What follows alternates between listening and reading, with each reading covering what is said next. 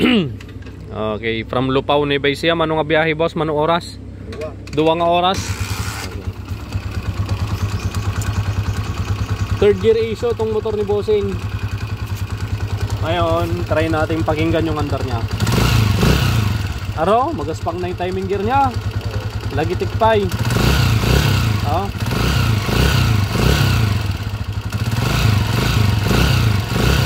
Okay, so yung mga ganyang tunog, timing gear na yan. Baka yung stock niya pa to boss.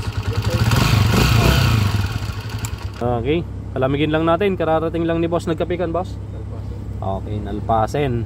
Palamigin na lang natin, tapos baba natin tong makina. Pagkita ko sa inyo mamaya. Okay, good morning bossing. Morning. Iyon oh, nagtaragayam ni boss niya. Labas muna natin yung bumper natin. Yan oh. A few moments later. Pagkatapos natin palamigin yung makina niya mga kabro, ito na. So babaklasin ko na yung mga tornilyo ng kanyang makina. Iisa-isay na natin, tanggalin ko na yung tambutso, tanggalin ko na yung sprocket sa harapan, tanggalin ko na yung mga tornilyo sa engine guard mga kabro.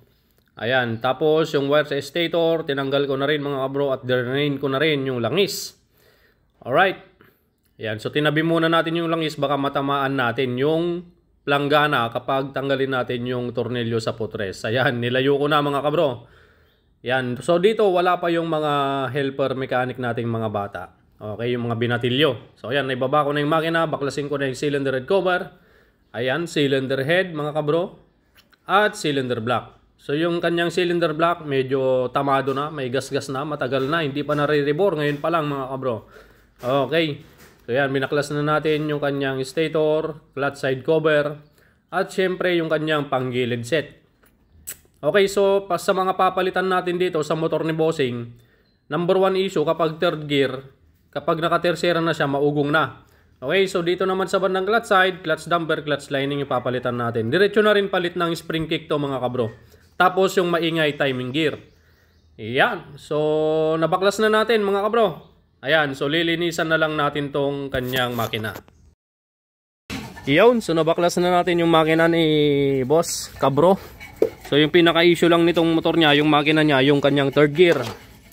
Ito yung kanyang third gear. Yan, to. Maugong na yan kapag ganyan nakalala mga kabro. Yan o. Okay, partner yan, pati yung asawa niya sa may bandang counter shop. Okay, tapos diretso palit na rin ng spring kick. Palitan na natin ng spring kick. Tapos timing gear papalitan na rin natin dahil maingay yan kanina mga kabro. Connecting rod goods pa, bearing goods pa. Itong kanyang block, paparibor na lang natin to dahil malala na yung gas-gas niya. Then palit gasket. Tapos clutch damper, clutch lining, yung mga papalitan pa natin dito. Okay, linis muna, linis time. One eternity later. Assemble time na mga kabro. Okay, so hindi rin biro ang paglilinis ng makina mga kabro. Yan ang pinakamatagal sa overhauling, yung paglilinis. Madali lang magbaklas, madali lang magbuo, pero yung paglilinis ng makina ang matagal. So ayaw kong magbuo ng makina na marumi ang crankshell mga kabro. Yan, maselan ako sa bandang yan mga kabro. So ngayon, bumili na tayo ng pyesa, original third gear. Ayan, ikakabit na natin. Original parts, TMX 155 third gear. Ayan. And then, assemble na natin. Tinanggal ko na yung third gear sa main shaft. Nilagay ko na yung bagong third gear sa main shaft. Alright. Sa ngayon, ayan, ina-assemble na natin yung transmission. Nilangisan ko na mga kabro. And then, doon naman tayo sa bandang spring kick. Ayan, nilangisan ko na yung transmission. Tinakpan natin muna dahil baka malagyan ng dumi. Okay, so dito may hinahanap ako, makikita nyo wala ko dyan. May hinahanap akong tools na hindi ko mahanap-hanap. Okay, yun, nahanap ko din sa wakas yung puller ng timing gear.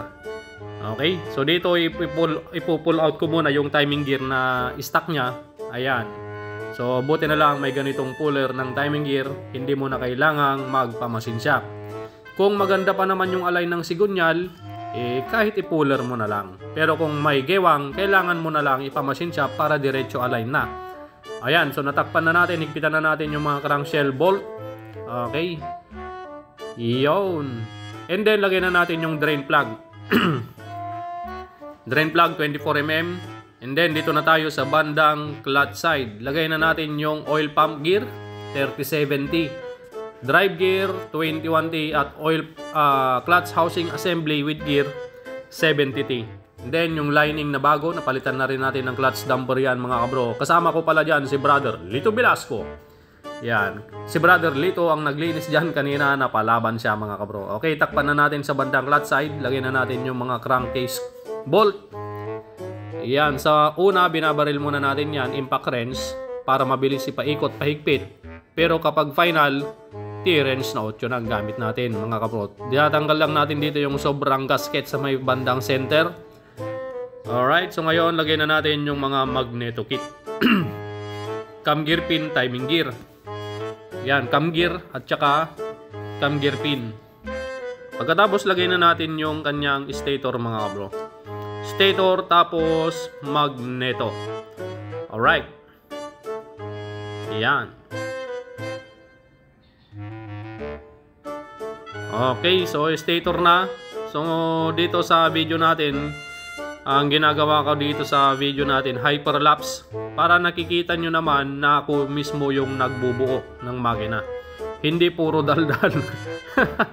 Minsan kasi puro ako video, kahit ako yung gumagawa, binibideo ko before and after na lang. Ayan, before and after na lang minsan yung ginagawa ko, kasi hindi na natin maharap mag-video kapag gumagawa na tayo ng makina. Ayan, dito hyperlapse tapos voice over na lang mga bro. Ayan, so nilagay na natin yung cylinder block mga bro. Lagay na natin yung metal gasket sa ibabaw ng cylinder block. Then pagkatapos, sunod naman na natin ikabit yung kanyang cylinder head. Iyon! Okay, so ipakita ko na lang sa inyo mamaya mga bro kapag naikabit na natin sa chassis at papaandarin na natin.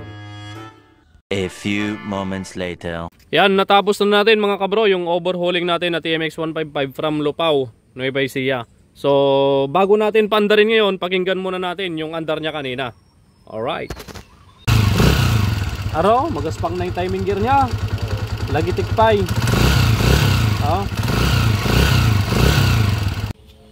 Yun, so narinig na natin yung andar niya kanina. Magaspang na rin talaga yung kanyang timing gear. Ayan, tapos medyo kumakain na rin ng langis. Yan, palit damper, palit lining, tapos spring kick. Yan, palit third gear, palit timing gear original mga kabro, pinaribor natin, palit valve seal. Okay, tsaka yung mga oil seal, sprocket, cambio, clutch, tsaka kick. So sa magneto kit, okay pa yan, hindi na natin pinalitan ng magneto oil seal. Okay, the moment of truth again.